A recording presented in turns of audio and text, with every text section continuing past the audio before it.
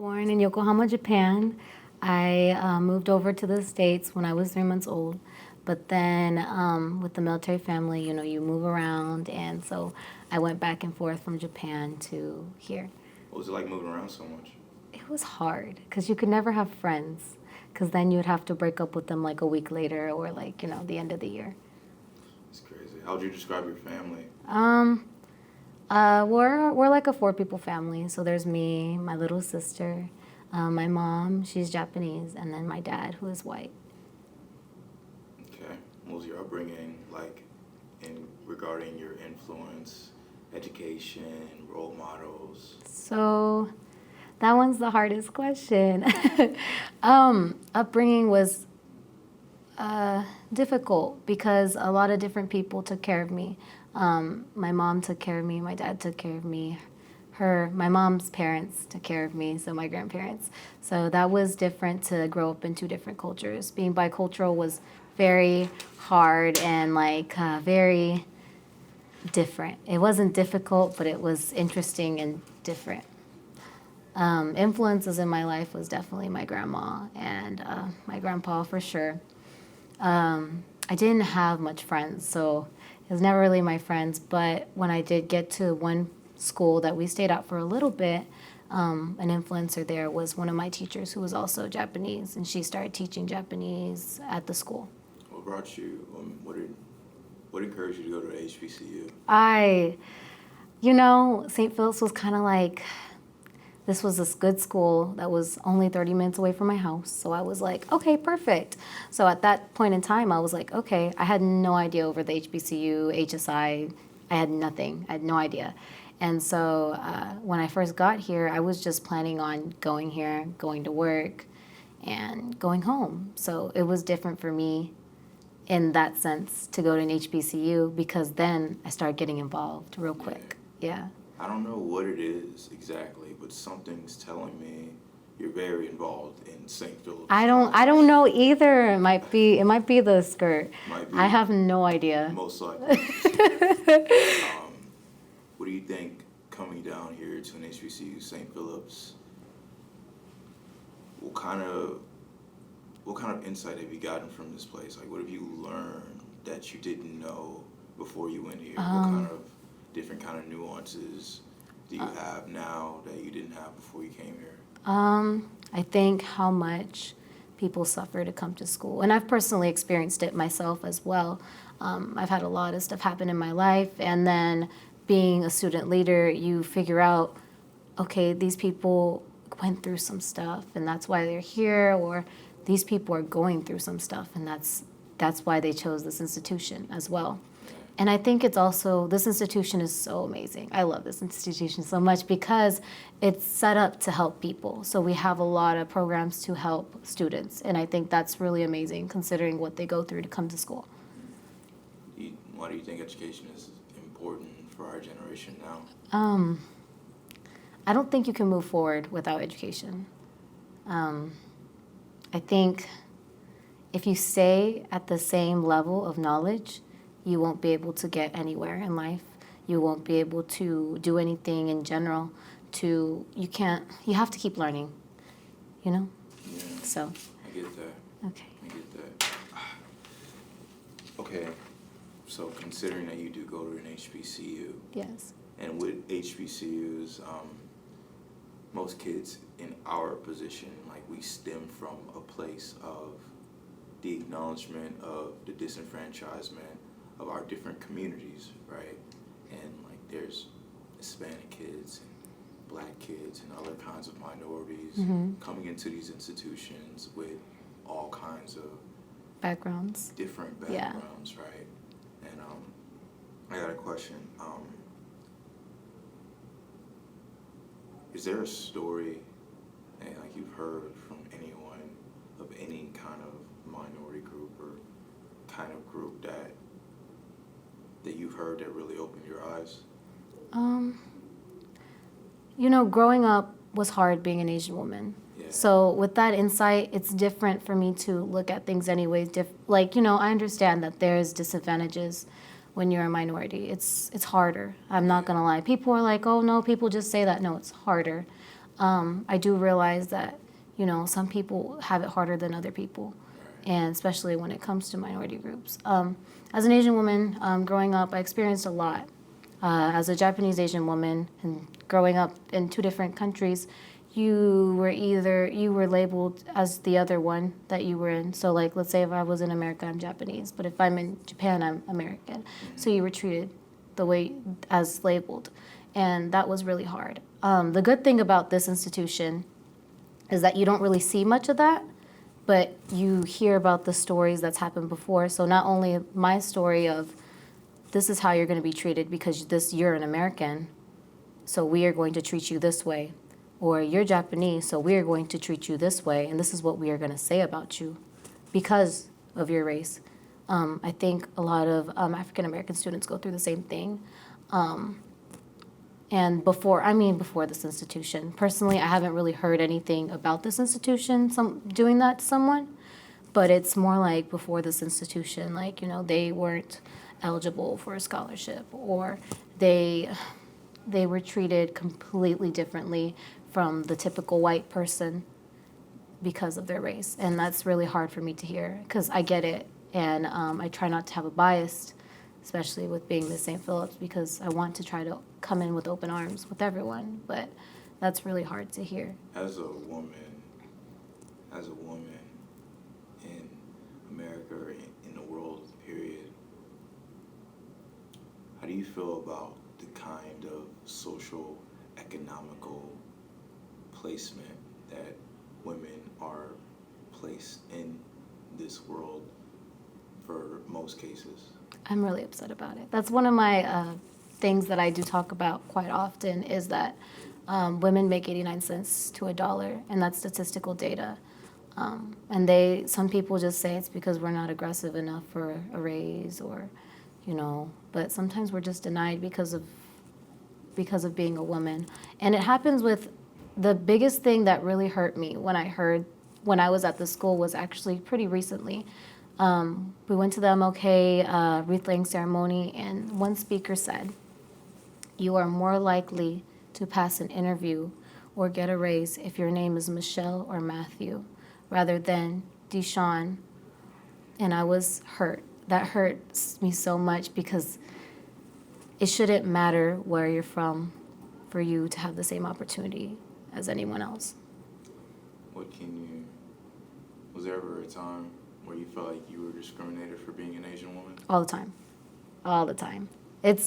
I like to say St. Philip's is a savior because it doesn't treat people that way. Because of the students here on campus, they understand so much about people with diverse backgrounds, and they've been through it, so they try not to treat people that way, and I really appreciate that. That's why I love this college so much, and the faculty members are the same. But before this, it was just hard. It was so hard. Like, thinking about it now, I grew up in a very rural high school when we settled down. My high school was very rural. The town I was from was very rural. I was the 1%. Yeah. And that was really hard, and the way they treated me was not nice. Like, you know, I thought since it was a country school, everyone was going to be like, "Oh, hey, y'all," you know, but no, it wasn't like that. They kind of squeezed me away, not only because I was a newcomer, but also because I was an Asian woman. And as soon as they found out my class rank was a little bit high, they were all confused. They were like, "What? She's a minority. She shouldn't be in the top 10% with us. She literally just moved over here. That's unfair, blah, blah, blah." So I know that was really hard. Growing up was really, really difficult because I never knew who to side with. And and by that I mean American people would treat me differently because I was Asian. They would give me these awful stereotypes. And I know it was just kids teasing and stuff, but they would be like, "I don't want to sit with you because you smell bad." Or one time I wore a traditional kimono to school, and they go, "You look weird. Why are you wearing that?" And I was like, "Because it's my dress. I want it to look good." And they were like, "No." And their parents were kind of like, "Ooh, what's going on?" But in Japan, it was kind of different, too, because when I was going to Japanese school at that time, they were throwing rocks at me. And one day I came home from school, and this was really what switched me to just go to American school from there on, was I came home from school, and these boys, they were just throwing rocks at me and telling me to go back. And that was the worst experience I think I've really felt. And oh my God, this was so long ago. I didn't even think about it. But that at that time, no teacher did anything about it. Like when my mom brought it up to schools and stuff, no one did anything about it. They were kind of like, oh, kids will be kids. And that's how things, in America was treated too. Like one time I got a book thrown at me and they were like, leave. And I was like, what? And the teacher's like, well, kids will be kids. So it's in both cultures that happened. And I was like, wow. That's crazy. So I think that influenced me for a long time not to be really nice to people. So I was kind of like not like completely away from everyone, but like, like I don't really want to make that many friends because first of all, I have to leave them. And second of all, they might not like me because of the way I am. As I've met you throughout these last 2 days, Yeah. you really strike me as someone as very empathetic and sympathetic to the cause holistically. And that's great. That's awesome. I was just wondering, when was a pivotal moment in your life when you realized you had to advocate for a better world, a better system? I think it started, well, let me get this straight. Like when I came out of high school, I was kind of like, I don't know, I was always a loser. So I was like, I'm just going to go to this college. I'm just going to go here and not have fun, whatever. I'm just literally just going to go for class and go back. And then hopefully I'll be able to pay for UTSA someday, That was the goal. And then it started shifting when people were nice to me. Like my classes were getting switched around. And so I was late to some of my classes or I was not getting the same because I was, I just got put into the classes, so I was behind. And then a lot of people started helping me. And this is kind of why I ran for Miss St. Philip's too, was because a lot of different students here with different backgrounds, they had no idea about me. They didn't judge me. They didn't, they were like, this is just cake. I'm going to help her just because I wanted to. And so that really made me want to advocate for people. And that's when I started getting involved. And the more involved I got, the more I wanted to root for things like comprehensive sexual education or student engagement or community service, or how important that is to the culture of St. Philip's or just the culture of the community in general. So yeah, I think that was really, I think it was kind of when, it wasn't that I got here, because I'm not gonna lie, when I first came here, I was not happy. I was like, I just wanna go home. But it was when people started approaching me and started helping me out and was like, hey, do you want some lunch one day? Or, they were helping me. That's when I wanted to start advocating for people. I mean, you're the coolest loser I ever met. Oh, So, thank you. what was it like for you and your sister growing up, like maneuvering in this country? I think, I don't know. I think she's still growing up right now. Yeah. So I get to see what she's going through too. But I think there's a change because she's not going through the same thing I went through in that high school. So she's telling me how they're actually doing things about people bullying and talking about race, because she told me the other day that there's another Asian girl at her school. And I said, that's amazing. I'm so glad for you. And they're best friends. And they told her, like, they said something about her eyes. Obviously, that's like one of the biggest jokes, right? And she immediately, like, anonymously typed it into like some database to tell the teacher, and they did something about it. And so I was like, that's good. That's great that they're actually talking to these people. But then there was this backlash from the students, like, why do we have to be treated like that just for them? So things are changing, but at the same time, some people are just staying at where they're at, and that's kind of hard to hear. Have you noticed any, like, culture differences between your old country and this one? Oh, there's so many. There's so many. Like significant ones? But cultural differences. I think it's that back then when my mom was growing up, and this is what she told me about Japan, is that she wasn't able to get a driver's license, or it was unpopular for women to get a driver's license. So my grandma doesn't have a driver's license. And it's changing now, like women are driving and stuff, but I do see more male. When I was over there recently, I just saw a little bit more male people driving or stuff like that. So there is that kind of thing, but at the same time here, I see more women in Japan with business platforms. Like they're in higher places now than America, which is kind of weird because we're the melting pot, right? So there's those striking differences. How what is like the gender dynamic in Japan, like the kind of dynamic between men and women?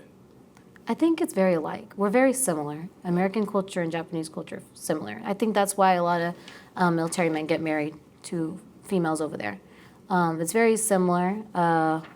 It used to be the woman used to stay home and cook, and they were the, you know, they were the house. They were the children providers. They were the housekeepers, you know. But now it's kind of changing to where, yes, both of them can work now, you know, like we do in America. But still, the old-fashioned things still exist in both cultures. What kind of obstacles do you feel like you endure searching for your justice? I think just social obstacles right now. So like one of my biggest worries is that because I'm a minority, that I won't be accepted into schools or scholarship programs. So that's one of my biggest worries right now, is because a long time ago, back then, when I was going and trying to apply to schools, they told one of my close grandmas here told me, hey, because you're Japanese, if you don't write down you're Asian, or if you don't write down you're this and that, you may not get a scholarship. Or if you do not write your name like this, you may not get a scholarship. So I imagine, I'm an Asian woman. Not saying that that's lower than any other minority or anything like that, but I'm sure African American people, Latinos, Indians, everyone, indigenous people especially, experience the same exact thing. So I hope that one day that will change. You feel like we can come together? Yes, I do. You feel like we're coming together right now, We're all HBCUs, but now we're integrated in systems.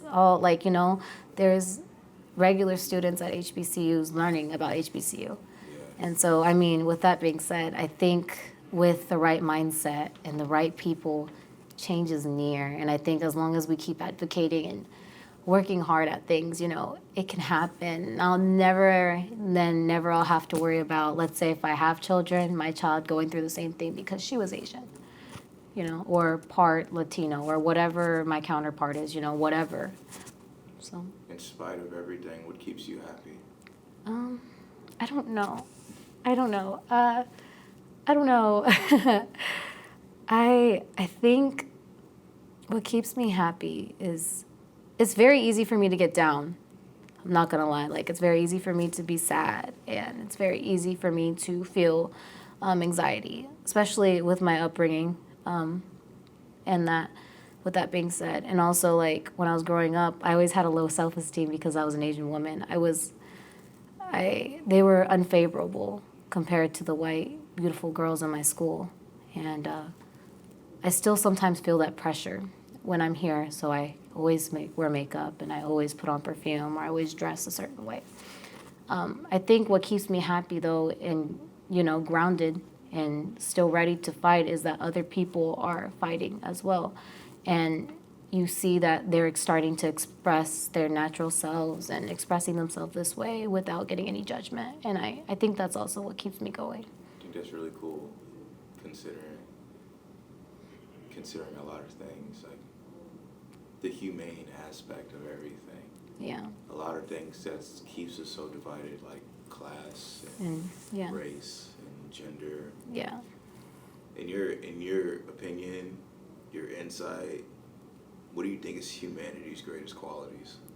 I think the greatest quality is that we have feelings, and that sometimes we end up coming together because of those feelings. We end up, when we have feelings for other people, when we have emotions for other people, we come together and we help each other. And I think that's probably one of the most amazing qualities we have. but it's also one of the worst because we all have different feelings about different things. So with that being said, I think that is the best and the worst quality we have.